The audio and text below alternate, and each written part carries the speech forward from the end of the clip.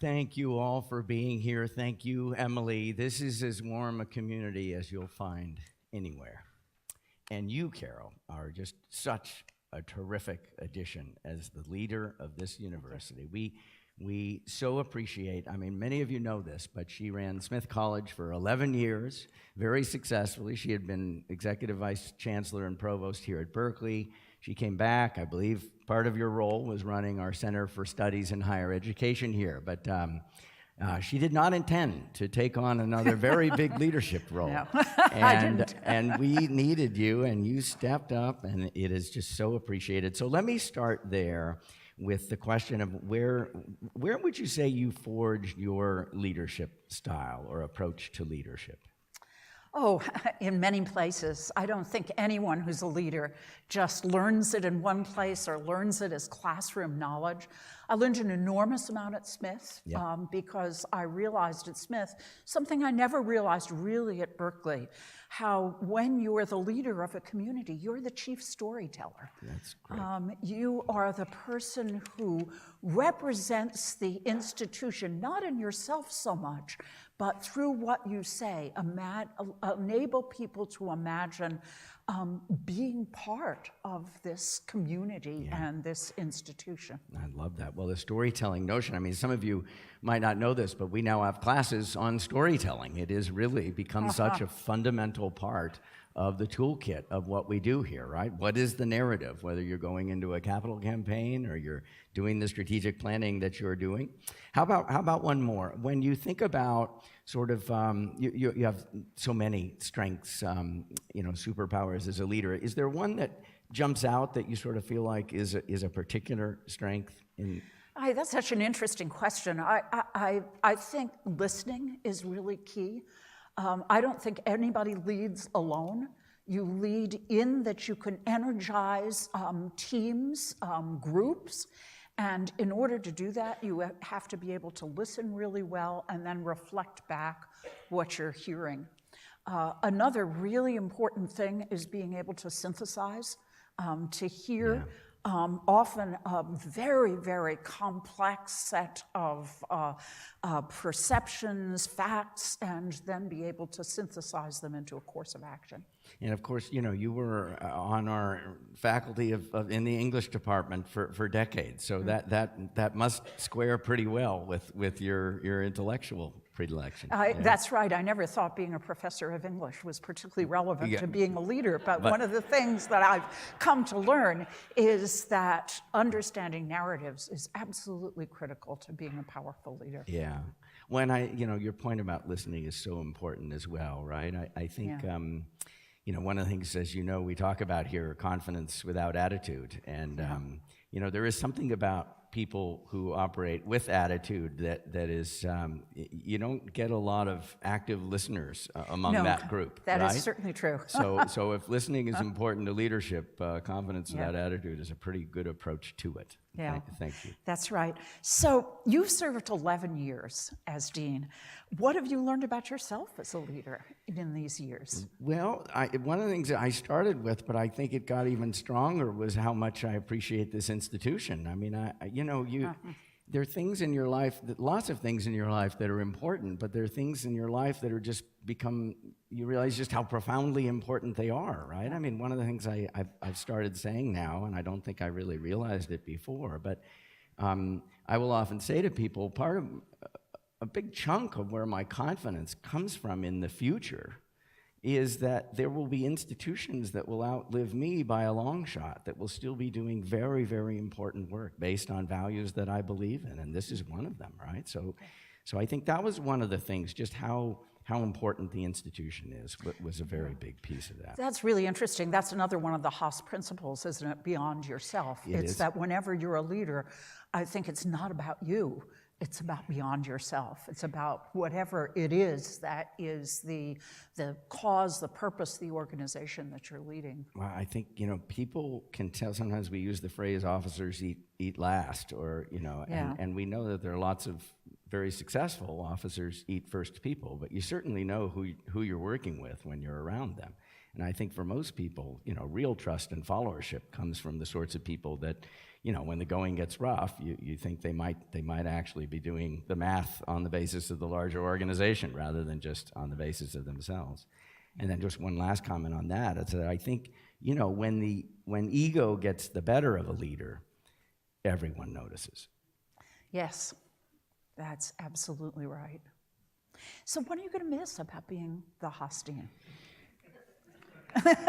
Maybe I should ask, what are you not going to miss?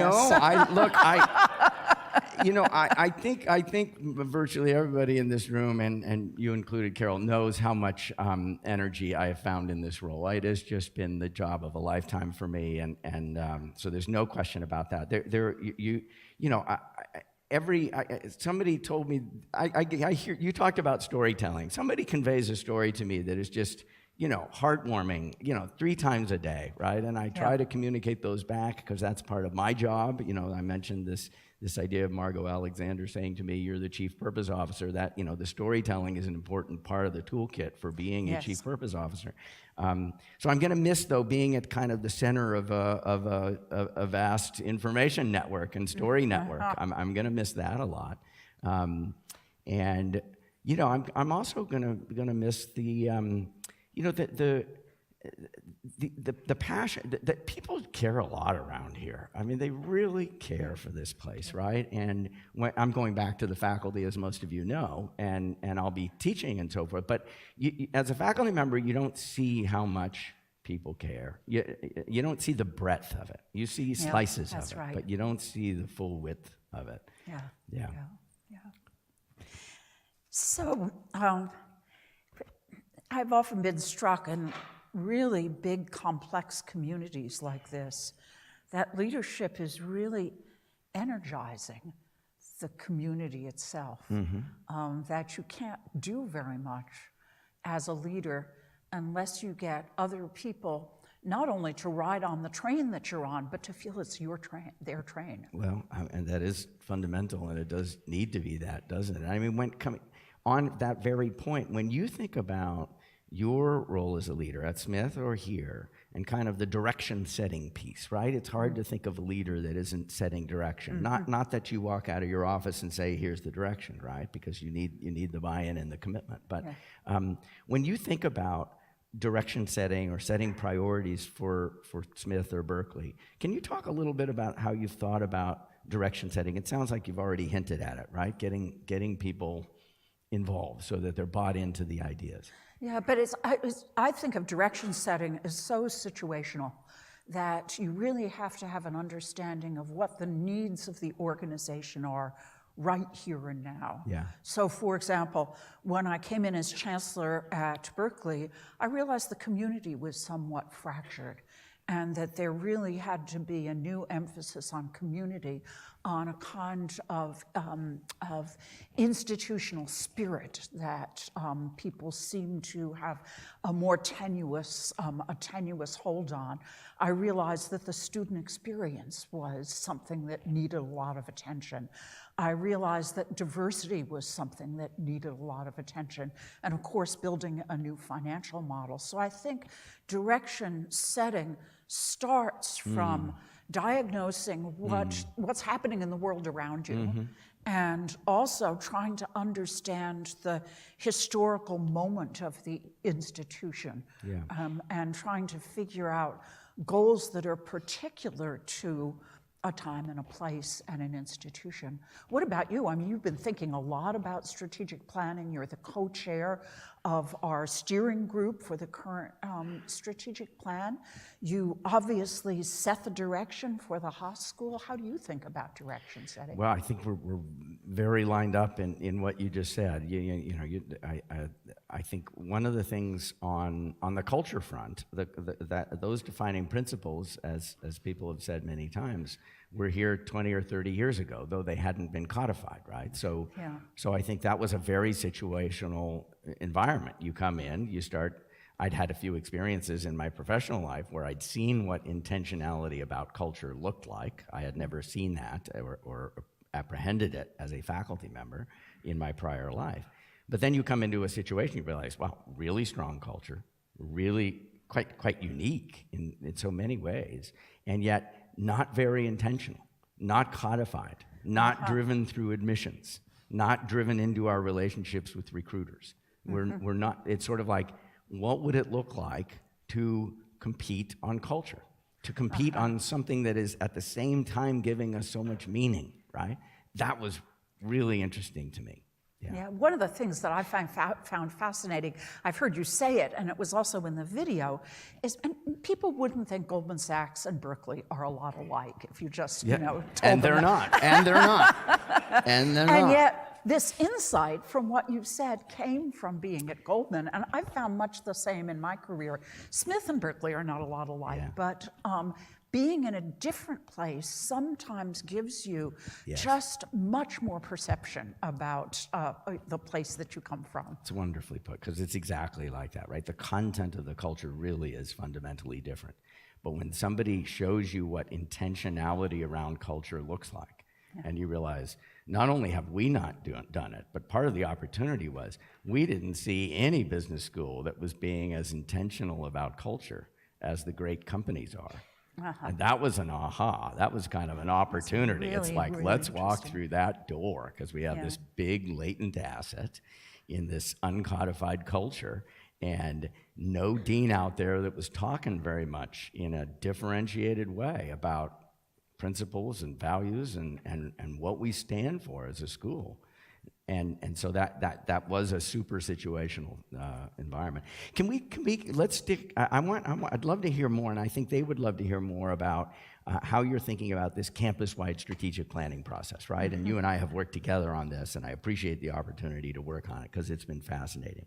So as you think about sort of, you talked about this kind of in somewhat inward-looking and somewhat fragmented Berkeley that you came into in your chancellor role, and so when you think about kind of getting us to the aspirational, the forward-looking, and so forth, are there certain pieces of it that feel to you like, all right, I'm seeing something really forward there, or forward here, or things that are bubbling up that seem to be especially exciting or advancing us? I absolutely. You used the word mashup in the video, and I think that there's a kind of principle that's emerging both in the signature initiatives area of the strategic plan, which is focused very much on research,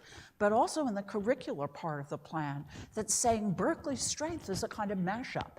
It's having extraordinarily strong programs, very, very different places. So the example you were using when we were chatting right before this, theater, dance, and performance studies and computer science, the chairs of those departments saying, we could do something extraordinary together. So I really do think that's one of the defining ideas, is this mashup. Another one of the defining ideas, I think, is just reinventing the financial model for Berkeley. That's so important, and it's important not only in a conceptual way, and I think it's pretty hard conceptual work, but it's important in a cultural way, as you know, you learn to think about things differently. Well, one of the things I've been really struck by what you've done at the Haas School is it seems as if you, not only in terms of culture, but in terms of distinctive resources, you're really leaning into Berkeley more. You are saying, what do we have here at Haas, not only in Haas, but in the campus, that makes this place, can give this place a really distinctive identity? I wonder if you could talk about that a little bit. Well, you're absolutely right. That is what we're doing, and I guess I'd like to say we could see it, 10 years ago, because it was there, right? Berkeley is genuinely incomparable when you look at the depth and the breadth of it together. I mean, it's been true for some time that if you ask which university in the U.S., this might be globally, has the most departments that are in the top 10. Berkeley's number one on that. I mean, and so it's remarkably wide. And so we've always taken pride in that, and we know how much strength we have in the humanities and in STEM and social sciences. But so part of it was, what does what does getting beyond just saying we're going to go into an interdisciplinary place, right? We've been kind of saying that for 20 or 30 years. And it's right. But what we realize with MET, which is this dual degree engineering plus business at the undergrad level, we're about to launch an MBA plus master's in engineering program at the graduate level. And then we want to work with chemistry and life science and data science and other things, right? So there's a whole pathway this way. But when we launched MET, not only did philanthropy come surging in. I mean, it was a lot of philanthropists were saying, this is the kind of boundary spanning I've been looking for. I'm in. I mean, it was, and so when you get that kind of signal, I mean, nobody could have missed the signal that was coming from the philanthropy. And then we launched the program, and in the first year, we get 2,500 applications for 30 slots. None of you would have missed that signal, I promise you, okay? So I'm going to take no credit. But once you see that happen, then you start to look at your wonderful, Doug Clark, my colleague in chemistry, or Mike Botchin in the life sciences. It's like, we need to talk, folks. Let's build a bunch of this stuff and put Berkeley in a place where so many of these programs can be absolutely best in class. Though I remember in the 90s, there was an engineering business program, and I remember talking with Judd King, the former provost of the professional school, saying, this program seems like it should be important, just isn't going anywhere. It's really inert. And what has happened? Is it that the historical moment is here, or is it that there is some structural leap, some insight that has enabled this extraordinary program to be created? Well, that's an important question. So my answer is going to be a bit conjectural, but I think when we think about, for example, so part of the vision statement that we've been working with, right, and we want to link to public policy and the humanities and a lot of, but STEM, there's something about this STEM link that is really, and obviously this MET is with engineering, so it's in STEM, but the vision statement, this future state that we are painting a picture of is this, that Berkeley will be the preeminent institution for the pairing of business and STEM. And that is totally achievable, and it's totally valuable. Now, your question was more about why now. So here's something. I got to give a talk to Doug Clark's advisory board. He's the dean of the College of Chemistry. He invited me to give a talk, and we were talking a little about doing stuff together. And so I'm talking to one of his advisory board members, and he's using this word that a lot of you who work in the Valley, you're familiar with this word, but the singularity. The singularity that's coming. We're within a generation of, machines, being stronger thinkers than humans. It's true in some areas of cognition right now, but across a very wide swath. And that's a kind of singularity. And then you read a book like Sapiens, and you realize there's a singularity coming in the life sciences. That literally in our kids' lifetime, or our kids' lifetime. After 12,500 generations of Homo sapiens, we are within a couple of generations of not having a well-defined end of human life. Not just extending it another 10 years, but literally keeping humans alive forever. And so when you look at those kinds of things, and whether you're thinking about AI and deep learning and cognition, or you're thinking about life sciences and designing life, it's sort of like we need to connect to that as a business school, as a campus. The humanities need to be at the table. We're going to need some wisdom to sort through this stuff. So I think that macro narrative that we're all reading about is out there, and I think it's motivating us to say we have to be talking across boundaries. That's really interesting. So you obviously are now leaving the deanship in a few weeks, and your successor will come. What advice do you have for the person who follows you? Well, that's always tricky because there's so much here, but I think. I think some of it, you said what you did. You listened to the institution, right? You got here. You did not say, here was my success formula at Smith, and I'm going to come here and apply it, right? I think whoever is our next dean will have a success formula in their life, But I think they need to be open to coming here and saying, I really need to listen and feel what this place needs right now. And there's lots of new stuff that the new dean will bring. But I think that's going to be an important starting point. And then I think one of the other elements of it is, well, look, this is sort of our sell weekend for the full-time MBA class. It's called Days at Haas. We have 150 admits, and maybe only 60% of them have decided. So we've got 60 people roaming the halls that are still deciding whether to come or not. And they have to decide within a week.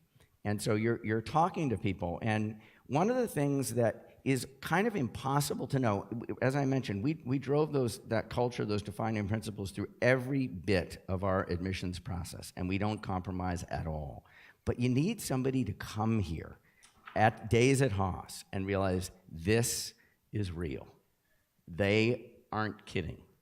I can't find a single classmate that makes me want to ask the question, how did you get through the confidence without attitude interview?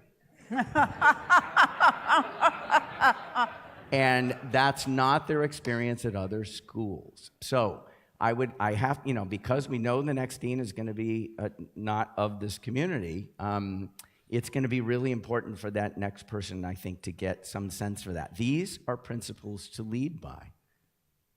They really are. And so that's one of the things I hope she or he will do it. So do you think in being a leader, there is a difference? I've had the experience of being a leader in both circumstances, when you're of the community for a long period of time, and then when you're not of it, that you come new to it. And if so, what are your reflections on that? Well, that's another great question. I mean, we want this person to bring her or his, superpower, right? That's why we're bringing them in. And fresh eyes from the outside after a dean who was so inside is going to be a good thing, right? Mm-hmm. I don't rue the transition to somebody who's not currently on our faculty. But at the same time, I think there's certain things that people will be watching for.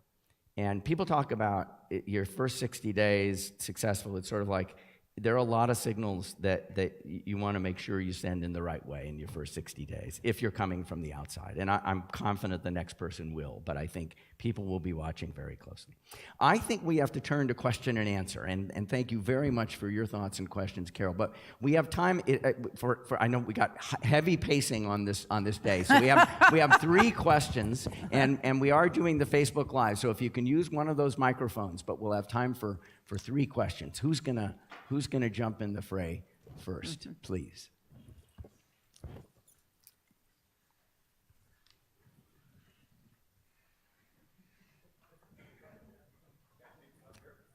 Yes, you can, but if you actually, we'd really like you to come down and do thank you very much, and do the microphone. Thank you.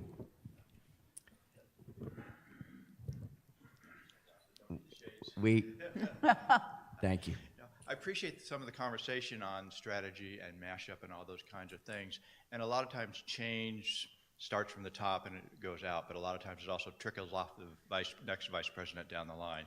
So what are some of the sort of mid-level strategies and programs and tactics that you're looking at to really sort of push this, managing through the middle versus cascading top down?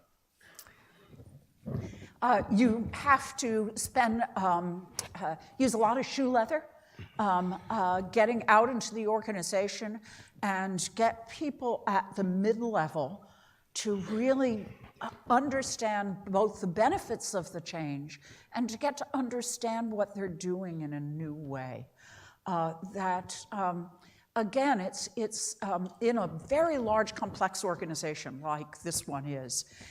It's so easy to just be in your unit and do whatever it is that is your piece of the process in the way that you've always done it, thinking you're delivering huge value. And so what you have to do is communicate enough so you begin to change the narrative of about what the institution is doing.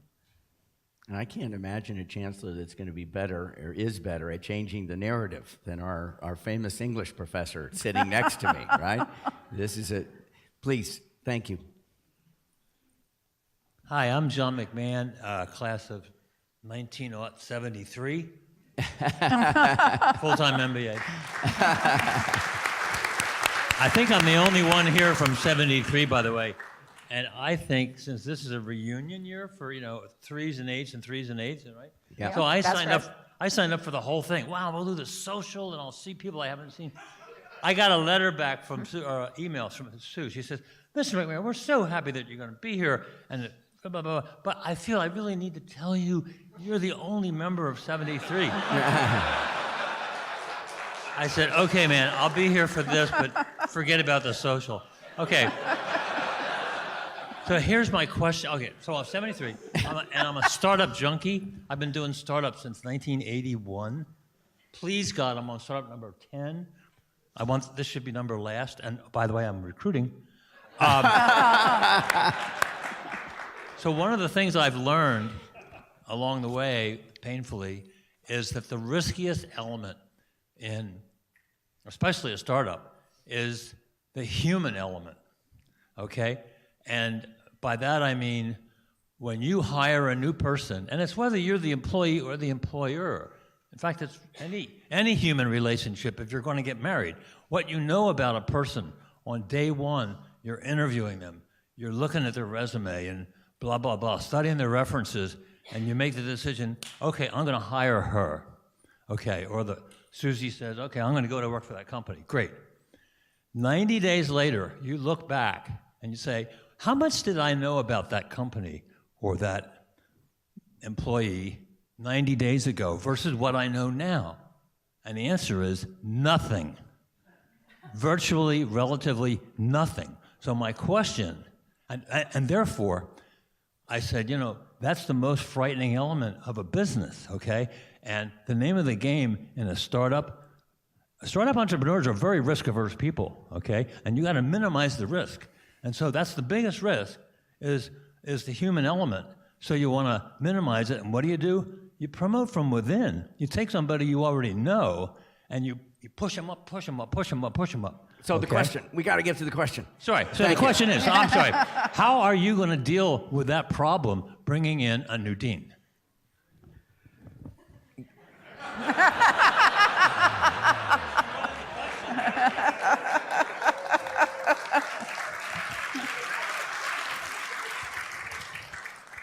Well, look, it is.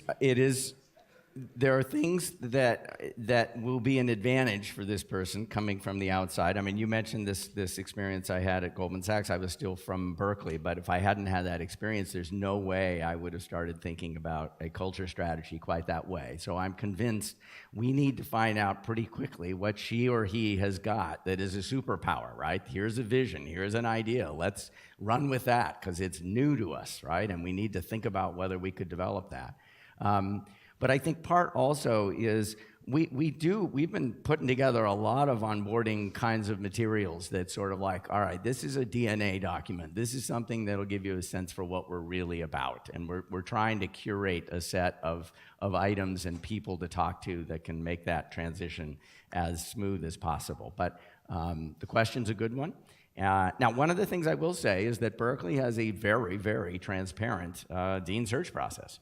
And one of the things that does is that it's true, they're interviews, it's one-on-ones, but almost everybody that's inside and senior has spoken one-on-one with all three candidates. And everybody got a chance to see the public presentation of all three candidates if they wanted to.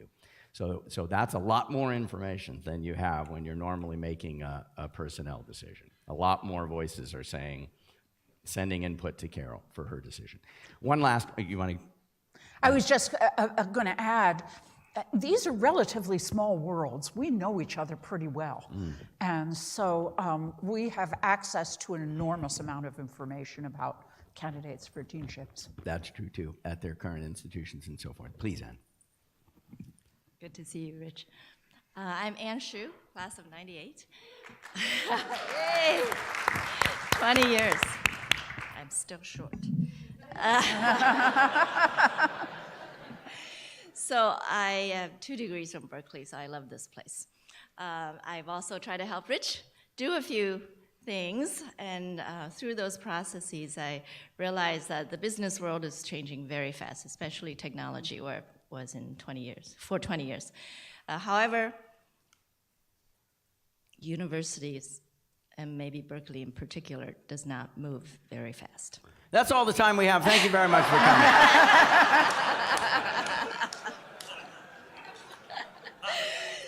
So sometimes I think it's a good thing because maybe business and technology moves too fast. And maybe Berkeley institutions like this move a little too slow. So how do you, and question for Carol as well, is how do you bring these two together so that you can benefit from both? I'm going to let Carol handle this one. Thank you, Carol. It's a really good question. I actually disagree that universities move very, very slowly.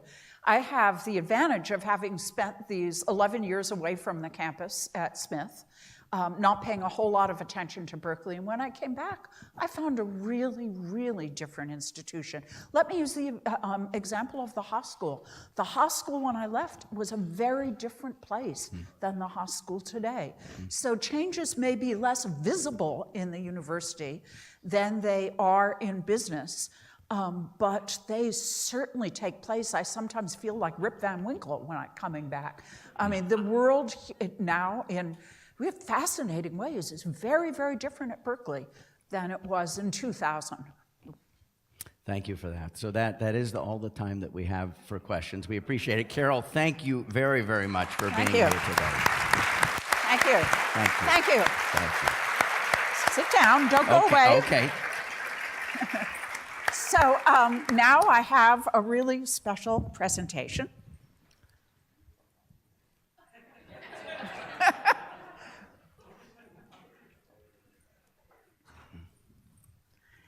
So Berkeley doesn't give honorary degrees, but the Berkeley Citation is the highest award we give. People who have served at the university. Rich Lyons believed, this is part from the nomination for the citation, believed business schools had both the responsibility and opportunity to instill a set of core values and a sense of purpose. The first step to realizing their mission was to create a new kind of business school culture. That marked the beginning of one of the most transformative periods in Haas's 120-year-old history, including an 18-month soul-searching exercise to determine the true values of the school. And this culminated, as I think everyone here knows, in the codification of the 4 defining leadership principles. I am used to quoting these principles everywhere I go. Question the status quo, confidence without attitude, students always, beyond yourself. In addition to articulating the school's values, the defining leadership principles were aspirational, what Rich often referred to as a true north, that helped the school recruit the kind of students that aligned with the school's values. Alumni rallied around them, and their adoption was successful beyond the school's wildest dreams. Competing on culture is not a traditional way for business schools to define themselves. In taking that stand, Rich has created a new category and established the school as its leader.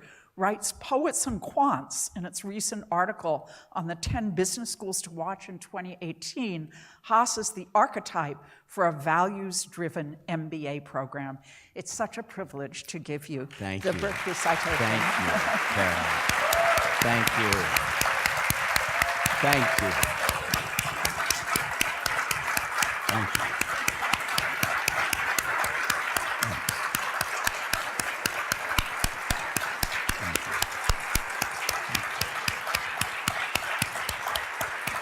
Thank you.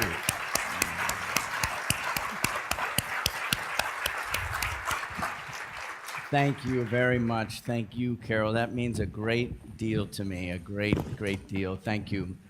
I did promise I would play a song, if that's okay with you.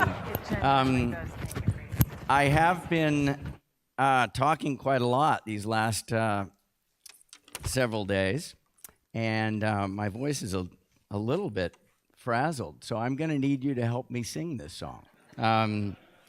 There's a chorus that I think most of you will have heard this song before. There were a couple little bits of it in that video that you just heard, but there's a chorus that I really would appreciate it if you would support me and sing it when we get there, okay? So this is one of those sort of nostalgia songs.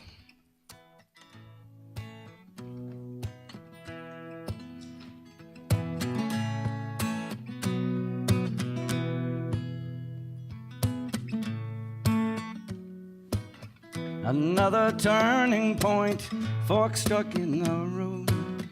Time takes you by, the wrist directs you where to go. So make the best of this test and don't ask why.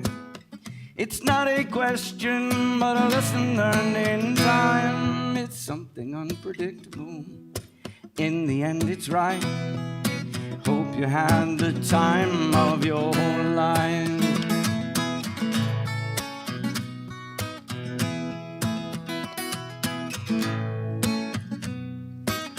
So take the photographs, still frames in your mind. Hang them on a shelf in good health and good time. Tattoos of memories and dead skin on trial. For what it's worth, it was worth all the while. Something unpredictable. In the end, it's right. Hope you had the time of your life. No, no, no, no, no, no. No, no, no, no, no, no.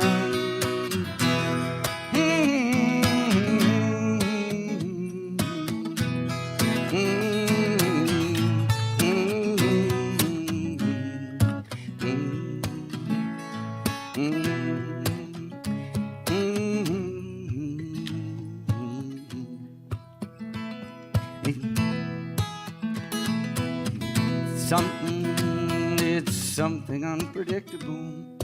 In the end, it's right. Hope you had the time of your life.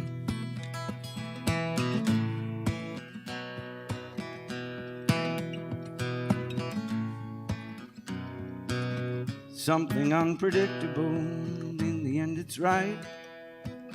Hope you had the time of your life.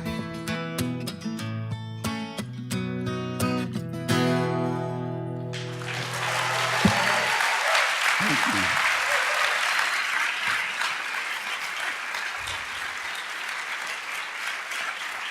Thank you.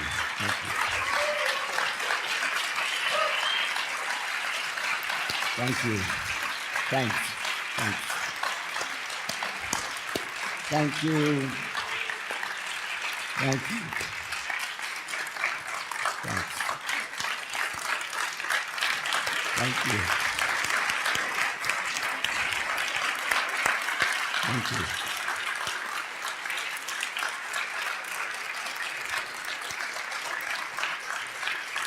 Thank you. Thank you.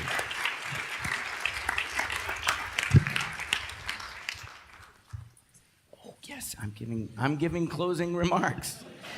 Oh yeah. And I'm not supposed to get emotional here, right? Look, this is super touching for me, as you can imagine. So let me say that there's just so much ahead of us. There's so much room for us to keep this star rising.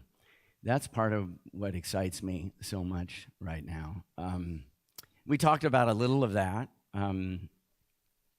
Some of it is this idea that, yes, we can work together to make Berkeley the preeminent institution for the pairing of business and STEM. I mean, that is just an exciting place to go, and that's a totally deliverable thing.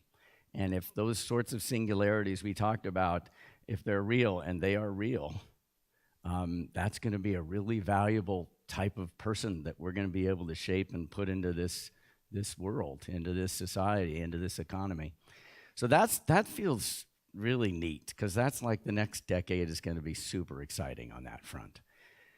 And then, you've heard me say this before, but God damn it, it is time to take a stand on values, and that's what we're trying to do here, right? And so this idea that we are we didn't just do it for this strategic reason, but my marketing colleagues have taught me that when you can create a new category or subcategory, that's a really important thing. And I think the category of business school, the category I will call distinguished by culture business school, every business school has a culture. But was there a sort of distinguished by culture category, and who owned it? I don't think it was well defined. So when Poets and Quants wrote, the Haas School is the archetype for the values-driven MBA, it wasn't just that we were being called out together for what we've done. A new category was getting announced. And that's an important category. We need to stand for the right things, and that's part of why we find so much meaning in this institution, as I mentioned in my initial remarks. So that's part of what I wanted to mention. At the end of the day, right, California built, launched this university, but our alumni, you made it great. I mean, these 3 buildings out here, the first 3 privately funded buildings on the Berkeley campus. Many of our faculty, we just had a faculty member, senior faculty member, he had this big tenured offer from MIT. He said, I'm staying. That was last week. And the endowed chairs that people have made possible, the student aid that's providing access for people who wouldn't otherwise have access, that's all provided by you collectively. So let's keep investing in the things that mean the most to us. And this has got to be one of them. Thanks for coming this weekend, okay? Thank you. Thanks. Thank you.